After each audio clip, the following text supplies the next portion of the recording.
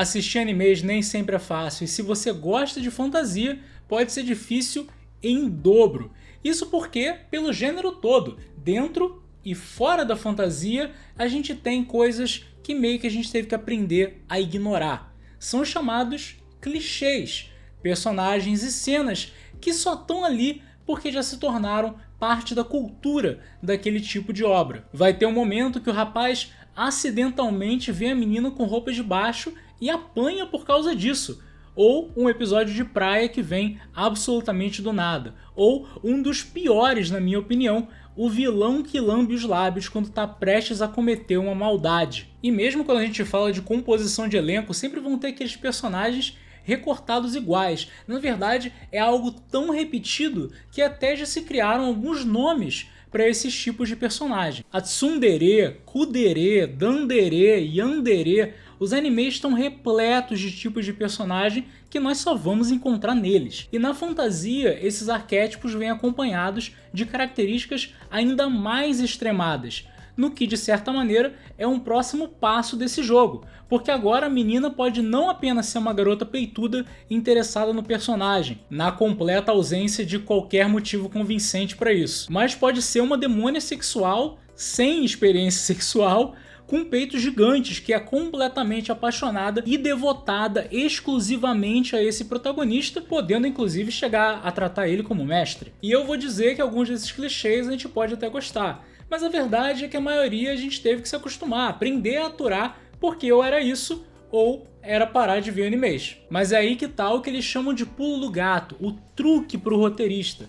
Porque justamente quando você tem clichês bem estabelecidos, é que você pode inovar no seu roteiro batendo nesses clichês. Quando o protagonista da comédia Konosuba, o Kazuma, não reage da maneira que se espera de um rapaz de animes, que seria surtar porque está prestes a entrar num banho com uma menina, isso gera um efeito refrescante para a audiência, que já estava cansada do clichê e tem uma sensação de finalmente esse padrão foi quebrado. E é nesse sentido que eu queria falar para vocês de uma obra que pega todos esses clichês, mas não apenas cresce batendo neles. Ela acha uma justificativa mais do que razoável para que todos possam estar ali, mesmo da maneira realmente absurda que estão. Na verdade, eles estando absurdos é o que torna esses clichês ainda mais críveis. E eu tô falando da obra Overlord, escrita pelo Maruyama em 2012 e que ganhou adaptação para animação em 2015. Nessa obra, a gente acompanha alguns dos clichês e caracterizações de personagem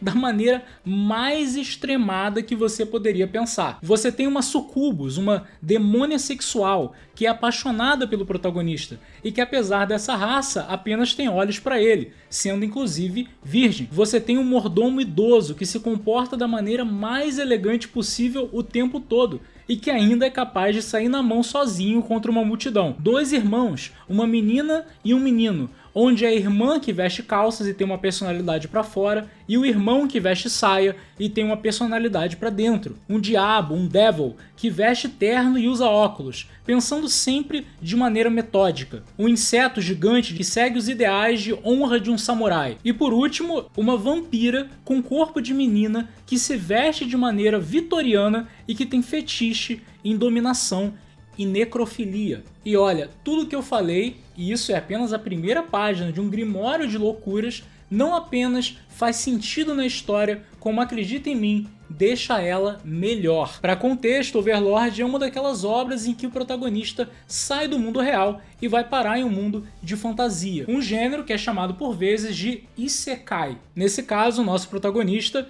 era um homem adulto de nome Satoru, empregado que passava seu tempo livre jogando um MMORPG. Dentro da narrativa que se passa num futuro não especificado, esse MMORPG era imersivo, no sentido de que você podia entrar no jogo de verdade, através da tecnologia ficcional. E isso que eu estou contando é muito importante para o nosso ponto, porque nós temos um homem adulto, funcional para a sociedade, que então pega todas as expressões de quem ele é, essas coisas, essa imaginação que é suprimida no seu dia a dia, e então ele joga tudo isso dentro desse game, que para todos os efeitos é como se fosse a vida real. E ali ele encontra e faz parte de uma guilda de pessoas exatamente como ele, homens e mulheres adultos que acham nesse jogo uma válvula de escape para tudo que eles não podem ser nos seus trabalhos ou cotidianos. E esse escapismo vindo não de adolescentes, mas de pessoas adultas é a grande jogada da trama. Porque quanto menos eles conseguem expressar nas suas vidas limitadas pelos seus trabalhos, mais extremo é o que eles vão expressar dentro desse jogo. Então, se você pega esse grupo que decide fazer uma roleplay, uma interpretação de papéis de personagens do mal, isso vai gerar personagens extremamente caricatos, entre tentando ser grandes vilões e um amontoado de coisas mal vistas na sociedade, que vão achar espaço nessa brincadeira de ser mal. E daí a narrativa decola, porque não apenas esses amigos do jogo, da grande guilda de Ainz On Go, vão interpretar os papéis, mas como eles também vão criar os seus próprios NPCs. E é aí que realmente você tem a expressão máxima de todos esses clichês, fetiches, gostos proibidos e até piadas, em forma de um personagem artificial controlado pelo jogo, mas criado por cada um desses jogadores. A questão é claro que Overlord não é sobre um grupo de adultos funcionais jogando um MMORPG.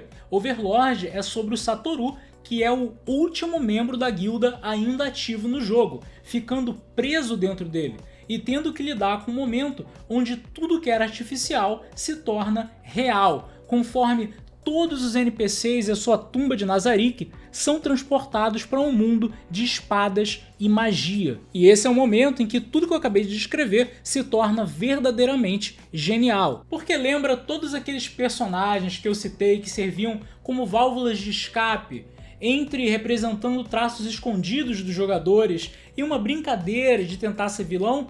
Bom, agora eles existem de verdade. Albedo, a sucubus que é apaixonada pelo protagonista, existe. Demiurgos, o diabo metódico de terno, existe. Shoutier Bloodfallen, a vampira criança com fetiche em cadáveres, existe. Um dos nomes mais ridículos de todos, Sebastian, que junto a Sebastian, o nome mais clichê para mordomos, também existe e está pronto para servir o Sr. Momonga. Overlord é tão genial no seu uso de clichês porque quanto mais ridículos ou extremados forem esses arquétipos, mais nós somos lembrados de que eles foram criados por jogadores. E de maneira muito assustadora, como é a primeira reação do Satoru, agora Momonga e em breve Ainz, ele reflete que eu tô rodeado de criaturas que são realmente maléficas, e se eu não cumprir o meu papel de mestre, eu corro o risco delas quererem me matar. Além disso, no primeiro episódio, ele tem esse momento de realização de que por seu avatar ser desmorto, ele tem uma supressão de sentimentos e uma não identificação com humanos, e isso é essencial para a trama, porque do contrário, uma pessoa que tivesse rodeada de demônios na realidade ia surtar e entrar em desespero. E isso é extremamente interessante, porque é o que acontece com os habitantes daquele mundo novo ao se deparar com esses demônios e aberrações de Nazarick. Então, quando em outras histórias a gente vê um clichê e precisa fingir que ele não tá ali, porque ele não faz parte da trama, e sim do mundo para fora da trama, Overlord faz o contrário. Todos esses arquétipos e clichês estão ali por causa do mundo real, sim, mas esse mundo real está dentro da história. É um momento de metanarrativa. A gente, como espectador, está tendo a oportunidade horripilante de ver o que acontece quando as nossas fantasias se tornam realidade. Assistir ao mal, que no começo é engraçadinho, de sucubos e garotas vampiras brigando pelo protagonista, mas aos poucos vai se tornando mal de verdade, principalmente ali perto da terceira temporada, é o que faz muita gente parar de ver Overlord. E isso é fantástico, porque é isso mesmo. A menina vampira que massacra e rouba sangue das pessoas não é bonitinho. Assim como uma yandere na vida real seria um caso de polícia. O jovem adolescente que gosta de pagar de sujeito trevoso pode morrer de vergonha ao ver o que ele supostamente acha legal ganhando vida na sua frente. E olha, como uma palavra final, esse vídeo não é para dizer que os clichês são bons ou ruins. Isso definitivamente não é um ataque a todos esses tiques que se tornaram tão populares dentro do gênero das animações. Mas isso é sim um elogio a essa obra Overlord, que conseguiu pegar todas essas coisas esperadas, repetidas, os clichês e tirar disso um motivo para se destacar. E não, com certeza, o momento que aparece o Pandora's Actor em Overlord é uma carta de amor ou de tragicomédia a todos os adolescentes que um dia pagaram de Ed e aí tem o desprazer ou prazer de se tornarem adultos, sair dessa fase e um dia são confrontados com o tipo de coisa que faziam na adolescência.